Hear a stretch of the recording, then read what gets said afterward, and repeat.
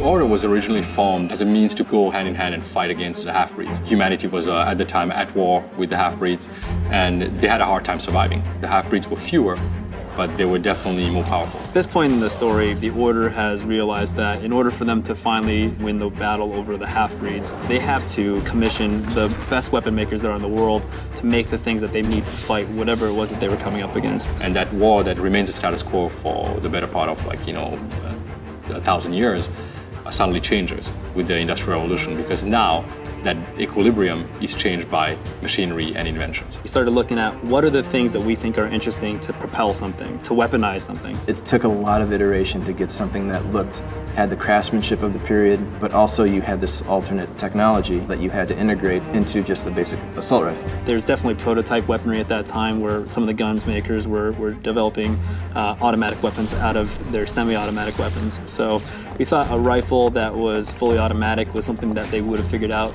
Designing, the Knight's kind of bread and butter, which is the combo rifle. That was kind of the challenge of, just looking at all the issued rifles through all the ages and Industrial Revolution up to World War II and trying to pick the tone of what we wanted to hit.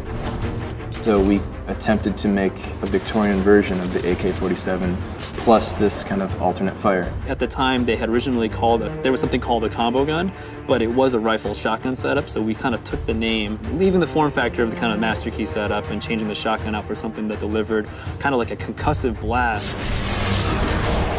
There's plenty of conventional weaponry that feels like it fits in that era, but then there's a little more kind of prototype weapons that are definitely kind of pushed in terms of what was available in the time. For years, I've been watching videos online of, thermites, this cool thing, and people don't really know much about it, but you ignite this aluminum oxide powder, and it turns into this big, sparking, thing that can weld, it can cut.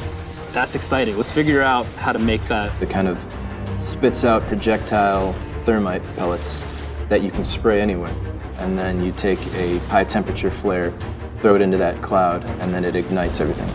You could do it in that order, but what if you were to actually fire the flare first, set that up, and then spray the thermite after? It's got multiple different ways that you could play it. That's interesting. So we just kind of kept on going down that path of figuring out what things that maybe, don't get a lot of exploration in other games for weapon ideas. We wanted to make sure nothing felt contrived. So we went to a meticulous level of research and trying to find, as we're putting together these slightly fantastical devices, how we can make them feel grounded in the technology of the era. We were looking at Edison and Tesla, and so we said, okay, well, electricity has got to be something that we play with, and everything's being electrified at the time period, so let's put that in one camp. We've actually used Tesla as one of our main points of contact in the game.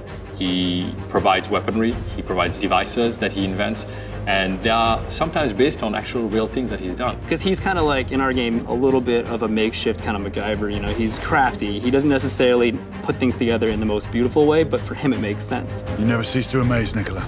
So we said, okay, maybe he took these leftover parts from a rifle, the forestock, and he just started whittling and cutting it down and adding some other pieces to it. Even though they're gadgets and weapons that didn't exist in that time period, they're made from components and ideas and research that were available then. Especially the arc gun, when it kind of unfurls and starts charging up. And we thought, okay, well, it's kind of cool if maybe it spins up, generates electricity, and that thing then kind of stores itself along a Jacob's ladder-like apparatus that is also the aiming part of the weapon, and then that thing finds its way kind of arcing towards its target, and when it hits, it delivers, so much energy that whatever it hits, pretty much it atomizes and blows it up. People were developing these gadgets at a breakneck pace and not really considering kind of the safety of the user. We wanted to make it feel like it's sort of on the edge of what is safe to wield. Especially some of the prototype weapons where part of the allure of them to us was that thing looks kind of unstable. That looks just as dangerous to the operator as it does to whoever's on the receiving end, So that's kind of some of the fun of the weapons. While they don't necessarily look comical, we try to always make them look, like I said, realistic and classy. That there's an element of kind of danger in some of them. They actually feel a little bit on the edge. It was a question of understanding what it was about the werewolf lore that is as intelligent as you are, but is as bestial as a wolf could be. PlayStation